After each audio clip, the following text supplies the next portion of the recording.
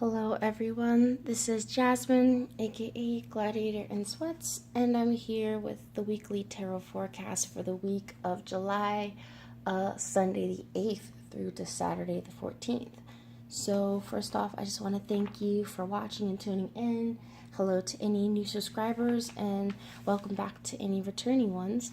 So, as usual, just going to do the spread with a few oracle cards to conclude and clarify any of the messages or guidance that is coming through. So, just first off, the first thing I want to say is just the energy coming in this week is just very. I feel like every week I've been saying transformational, but like these next couple of weeks coming in are going to be something intense.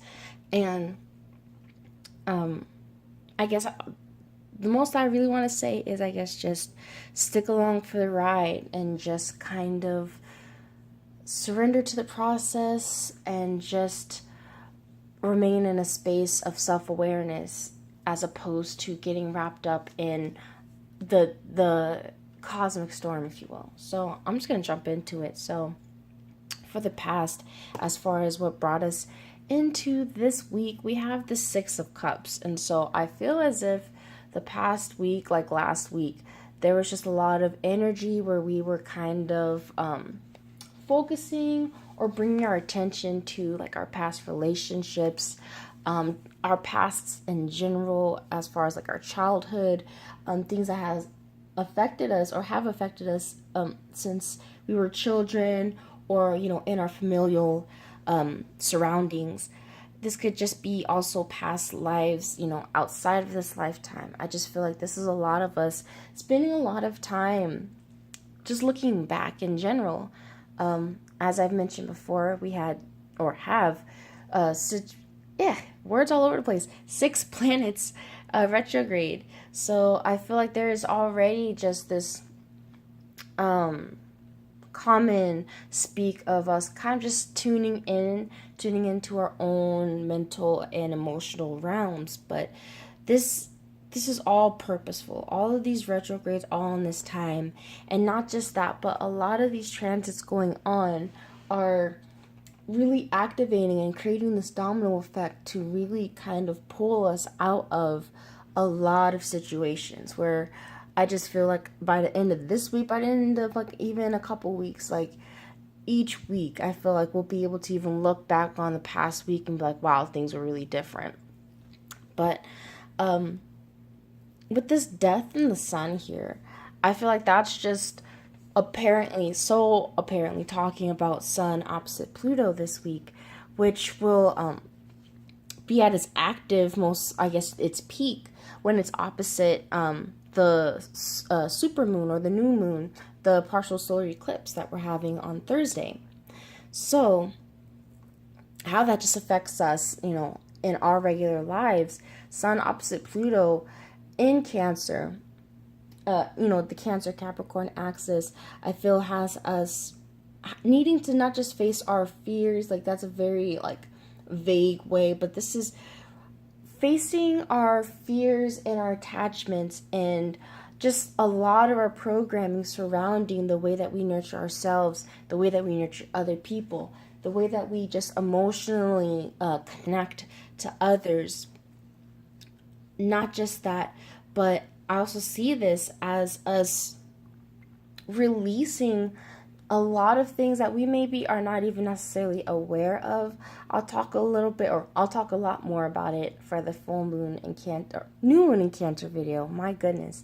So I don't want this video to be all about the new moon, but it's very apparent that this Sun opposite Pluto energy is very intense right now. It's very pretty much like what our awareness is really focused on, especially, it's the sun. It's where we are receiving some sort of clarity, where we are receiving some sort of light on a situation. So I feel like this being connected to the Six of Cups, this is all about our karmic relationships, our past life relationships, seeking emotional harmony in a spiritual aspect. So that's what I am kind of meaning when I'm talking about like past life. Like I was really going back and even seeing like maybe ancestrally the ways in which, you know, we've had relationships or bonds with people, or we're really having to speed up or learn these lessons so we can really free ourselves of, it's not even just about the quote unquote program or the way that we think, but it's about really freeing ourselves from the entire way we have perceived life and the entire way we have perceived everything to be. Even when I see the sun and death here, I see this as like complete transformation of the self, complete renewal of how we look at things, the way we view ourselves, the way that we view the world. Even when you see this judgment up here with this Two of Wands being connected to the Sun card, there's just like, it's just a collective epiphany, I feel like here, where everyone is just going to like, not everyone, but a lot, like so many of us are just going to be lit up. So many of us going to be lit up with not necessarily just inspiration, but with understanding of ourselves and of our mission, of why maybe for some of us, why we're even here. A lot of us that, especially in my generation, like the Pluto Scorpio generation, where a lot of us have been just like, we feel very heavily that we've got to break out of something. Like a lot of us feel this, and a lot of us may not have the words for it, but it's like, we feel it. And all of us, this generation or not, I feel like all of us are kind of feeling, we're already all picking up on this energy of something is off or something is shifting and something is really about to change.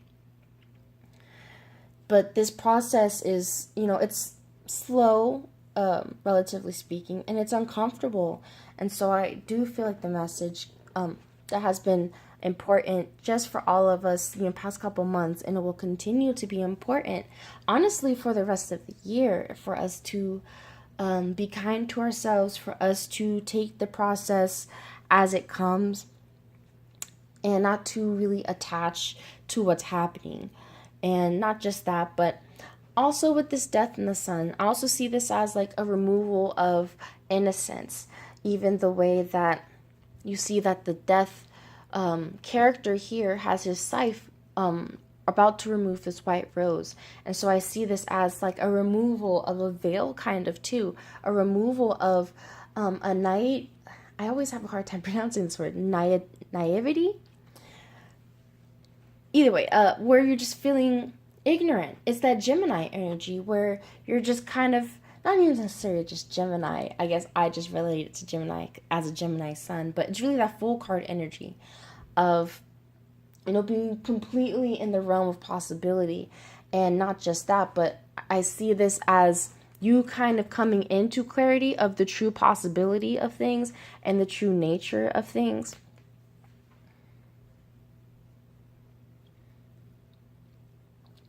Even just facing our reflections. A lot of this could have to do with like our soulmate connections, those that may be related to like twin flame connections, whatever terminology you use. But I always relate things back to the self. And so I see this as also us having to deal with our more darker aspects that we kind of let go, as I've mentioned before. I'm thinking of like our sacred rage. I'm thinking of things like that we feel are deemed negative because the light says, oh, well, that's not quote unquote peaceful, or that's not, you know what I mean? And it's just, that would lead into a whole nother rant. Ultimately, what I just ultimately feel is just, there's just a removal of a lot of the energy and power manipulation going on, or people are just starting to see through it, or we will start to see through it for those of us that haven't really started to feel those illusions wear. But with this 7 or 8 of Pentacles, my bad, up here in our known position, Makes me actually think of Venus moving into Virgo. It also makes me think of, with this judgment here, and we have the world here, I'm also reminded that Jupiter is also going direct, and this is in Scorpio. And so, as we do have Venus in Virgo, and I feel like our attention is being focused again more inwardly, we're wanting to perfect our life, if that's a way you want to put it. And not really perfect it, but that's really where our attention is. Like, now our attention is on really creating what it is that we really love. And not just thinking about it, but now actually molding it. Now actually really working on it. This could also just be a sign of focusing on the self, focusing on our work, I'm thinking spiritual work with this, so I'm thinking just focusing on like your own business. The way he's even just got his head down, but also with just all of the red and the yellow that's coming through here. I just feel like this is working on your own stability, working on your own foundation, working on like making yourself happy, making yourself feel, worthy, working on creating your own worth. With this judgment, as I mentioned before, with the Two of Wands, not only are we focusing on really creating the lives of our dreams, like our best life, but we're also, as I said, receiving a lot of grand clarity, receiving a lot of not just clarity, but there's like inner callings. Like, we're finally feeling pulled onto our spiritual paths. A lot of us being pulled into our mission work. A lot of us being pulled into seeing a little bit of the future, seeing a little bit of what is in store for us.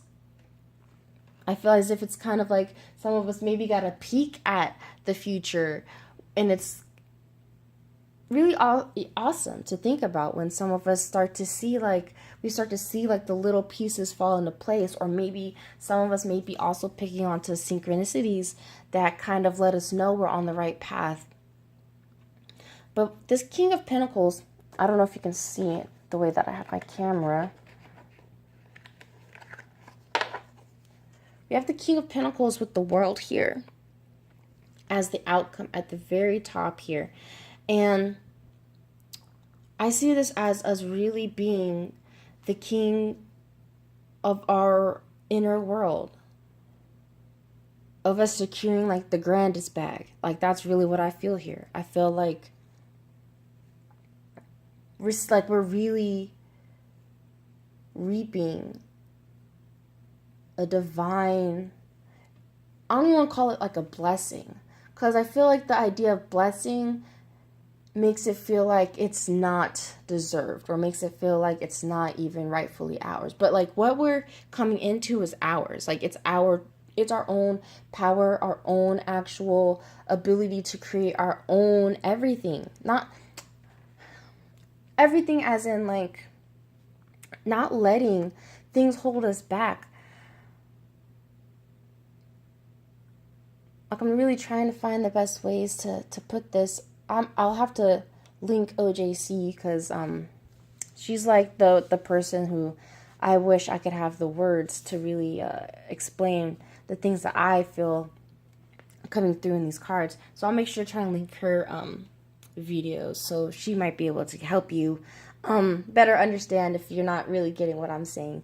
But I feel like there's just this manifestation that's just waiting for us. Like, literally just waiting in the astral, just like waiting in the heavens for us to like just clear up house. I'm just thinking of like, it's just waiting for us to like clean up the house the way that you would like maybe clean up your home, or spring clean your home before you like redecorate or reorganize it or something like that. That's the way I feel. It's like all of this is purposeful. Like, everything that's coming up, the things that we feel like we're losing, the people that we feel like we're losing, the items, material things we feel like we're losing. I mean, not it's not ultimately, oh, it's the lesson is all very basic of, just let these things go. I mean, there's nuance in everything. But I guess the message really imploring you to find the reasons, for you to be able to look past the obvious, to look past the face value of things, to really be able to read a little bit between the lines. But I'm not even seeing it as between the lines. I feel it's like reading between the two worlds, reading between the world of duality, between this idea of right and wrong and black and white, and this idea that there is this actual divide between them, as if it's not really all this hodgepodge of white, gray, and black, and it's all just very complex and interconnected. I do want to mention, though, with this bottom of the deck with the 3, I mean, I know y'all see that underneath this, that 10 of Swords. We have 8 of Swords, the Hierophant, and Queen of Rods. So, again, with this card, I believe this came up in last week's weekly, of the keys. And again, I'm seeing this again of this receiving of the keys to really unlock not just our power, but if you can kind of see this Queen of Rods maybe as this woman in this 8 of Swords card, I kind of see it as there is this unlocking or this like release of our inner power, of our inner manifestation ability.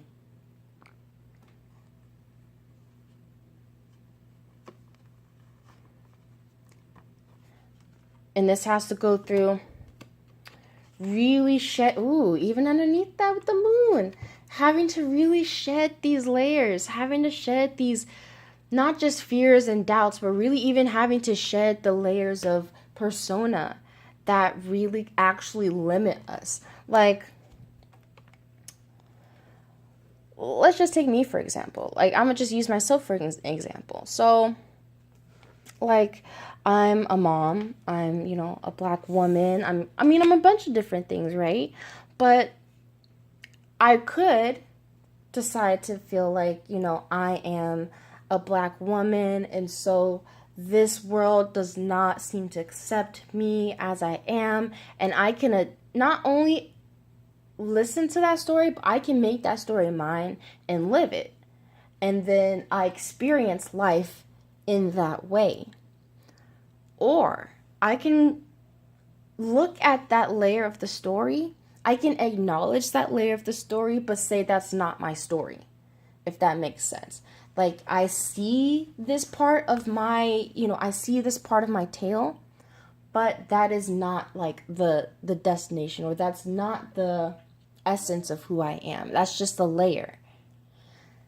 You can really take that to, any level where you're really able to see that that's just a fragment of the story. That's just a piece of the puzzle. That's just a piece that needed to be involved in the story to get me where I am. I don't know if anyone watches TV that much. I don't really watch it too much, but I've been watching 12 Monkeys. If you haven't checked it out yet, if you are interested in watching TV or anything like that, I would check that out, because I feel like there's this message that has been coming through that show of divine timing, of even the things that you feel are like the worst things that happen to you, and you actually need to work to reverse them, that actually a lot of the work that we put into reversing things, because we believe with our limited perspective that we think we know how it's supposed to go, because we think we have the full perspective when we don't. And so I feel like that's really also a message that's coming to the fore of us really needing to trust in the universe, needing to trust that the universe has our back, and that we have control. And not just control, but that we are co-creator, that we create the world that we live in. So focusing on our inner world, focusing on ourselves, focusing on our own future, focusing on our own mission, our own work, that will get us where we need to go. All right, so as we move into the oracle cards. So I will actually move into the Rumi Oracle. As usual, ask for a message that the collective most needs to receive. And the message was the lion and the deer. I want to say I actually pulled this for myself several times this full moon cycle. So I feel like this is really something that's collectively being felt for a lot of us. Want to go ahead and just read some notes that I actually took on the passage for you guys. So some of the messages that came through with this card was of there's maybe some rules that need to be broken, or when we say rules, I guess it's really important to keep in mind who made the rules, because whether you need to respect them or not is kind of dependent upon who created them a little bit. But regardless, I feel like this is also kind of tapping into that Hierophant, I feel, of us kind of having to break out of the social norms, breaking out of conformity, breaking out of the way things have always kind of been. And this could have to do in respect to love. So this could be in respect to relationships, for those that have been resonating with this energy of feeling either pulled out of relationships or being pulled into new ones. There's an emerging of divine partnerships for a lot of us. There's a rediscovering of lost parts of ourselves. This could be, talents, abilities that are reawakening within us. This could be, psychic abilities. This could just be just being able to pick up on higher consciousness. But in this process, there is discomfort. It's not a comfortable process, and as I mentioned, even on this death card, it's a pretty seemingly long and uncomfortable process. And things like shame, things like guilt, things like doubt, a lot of judgments are being pulled up. A lot of things are being projected, either, at others or even at ourselves, where we can, just a lot of our fears are just kind of popping out and are actively being shown in our faces. And it's not to really scare us, but it's so that we can acknowledge these parts of us that are scared, acknowledge these darker aspects, accept them, or not necessarily just accept them, but validate them. That it's okay, it's normal to fear or to feel some of these emotions, especially when, again, as we will start to realize that it's not all on us. The way that things have been, the way things have been for centuries, it's not our fault. It's not anything that we could, I guess ultimately I just want to say that it's all been part of the process, and everything has all been for a reason. And we have all collectively worked so hard to even get to this point. And so ultimately, I feel there's a need to stop,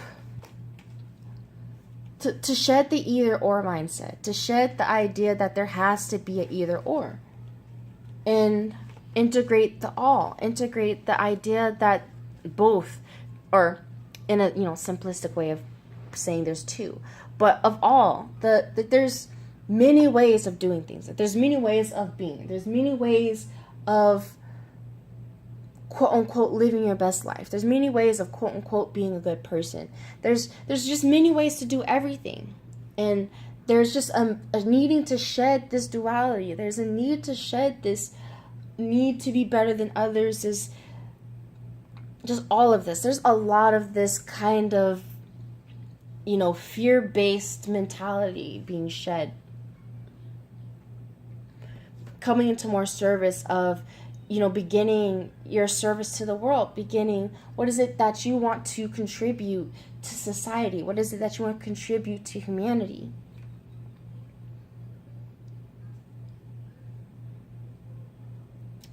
The affirmation that I did want to give before this was, I shall prosper most if I'm willing to unbecome what I believed myself to be.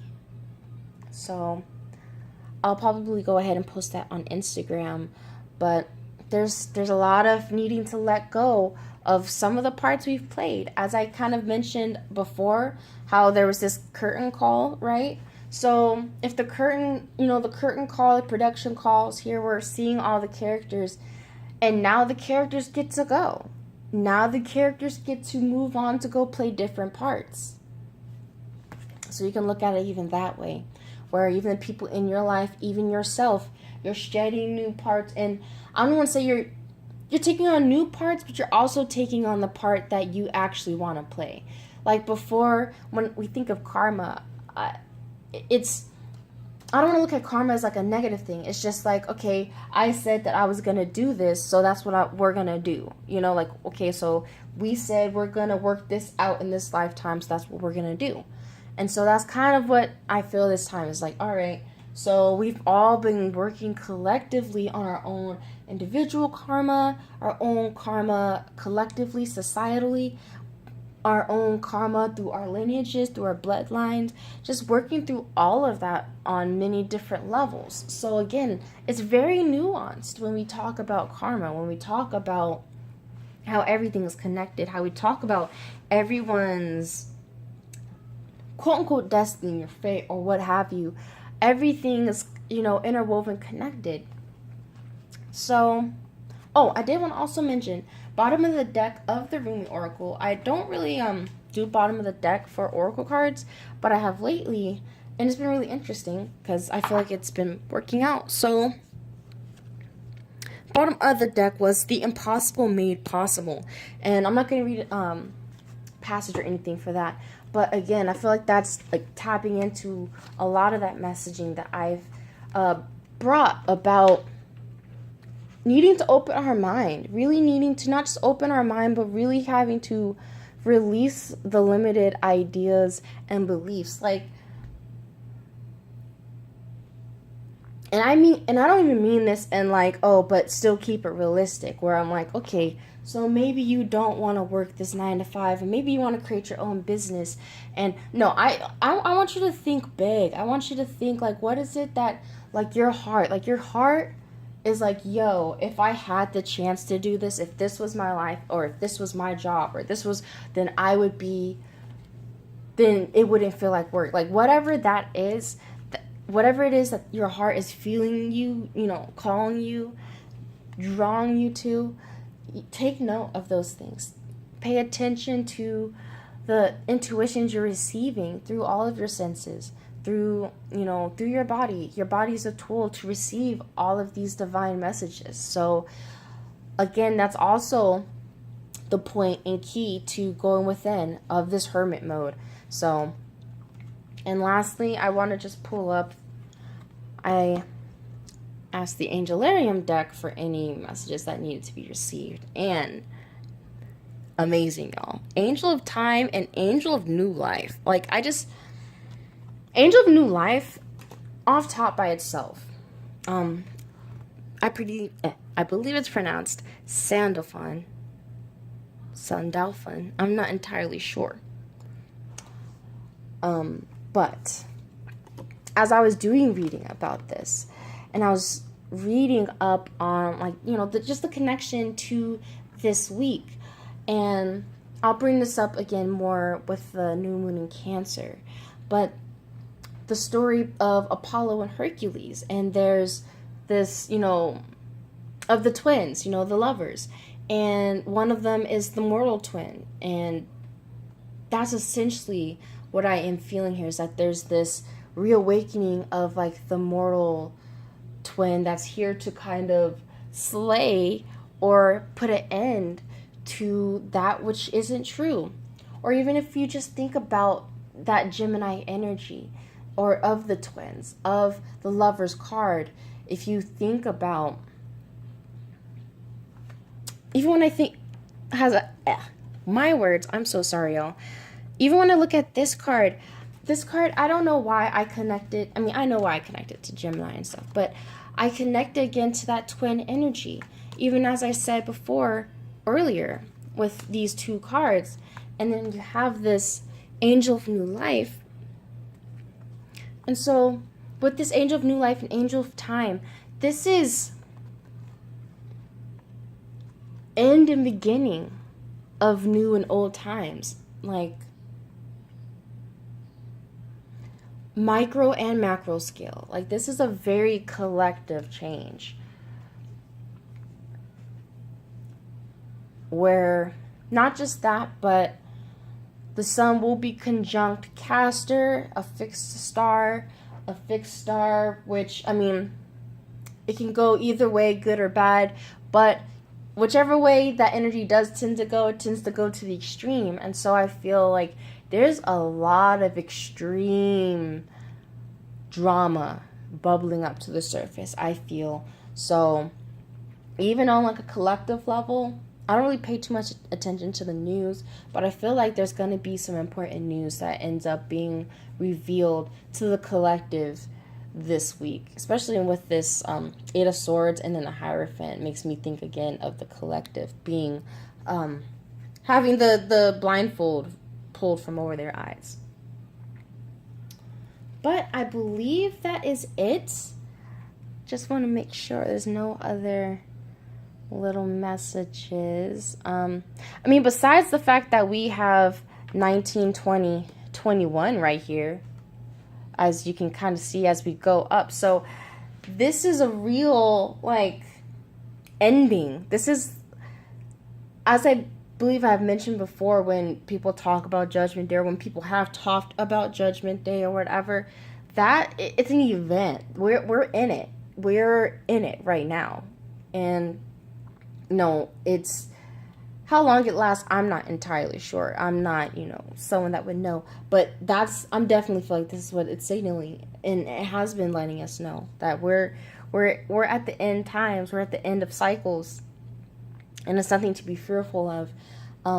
There is no true quote unquote end. Everything has to have a beginning too, and so, regardless of how things are ending, or regardless of what is ending, regardless of what is collapsing and failing us, or, finally coming to the surface, holding the intention and holding the vision of the world that we wish to live in, the life that we wish to enjoy and experience, holding that vision is imperative.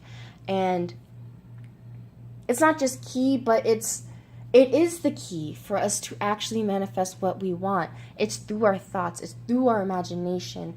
And through widening our imagination, by allowing our imagination to run as wild as it possibly wants to, and to actually ask it to do so, is to really release ourselves of the confines of earthly matters, of not just earthly matters, but of this reincarnation cycle, of this cycle of birth, death, rebirth, and having to go over it over and over and over again without any memory of the past, without any memory of what has been, so that you don't have to make the same mistakes again, or so that you don't have to live life a certain way.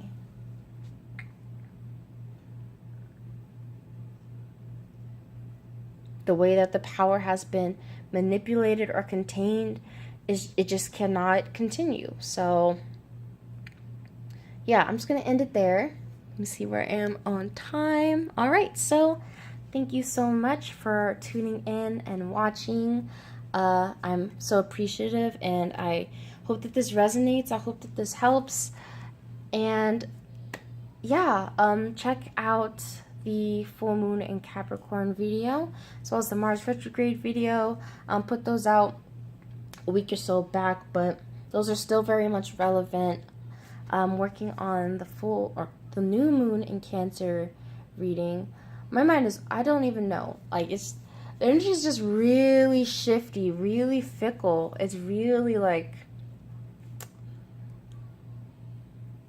it's very temperamental. So maybe as a Gemini, I'm just kind of like, whoa. But regardless.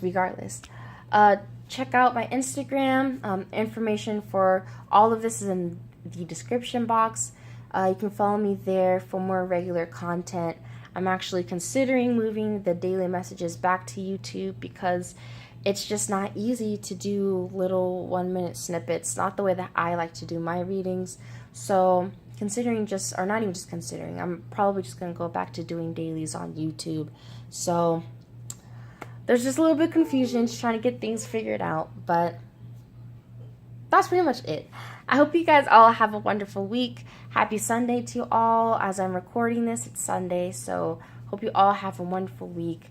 I send you all my love, and I wish you all many blessings. And again, just take care of yourself, be nice to yourself, be nice to others. You just have no idea the energies people are going through, the things that are triggering people.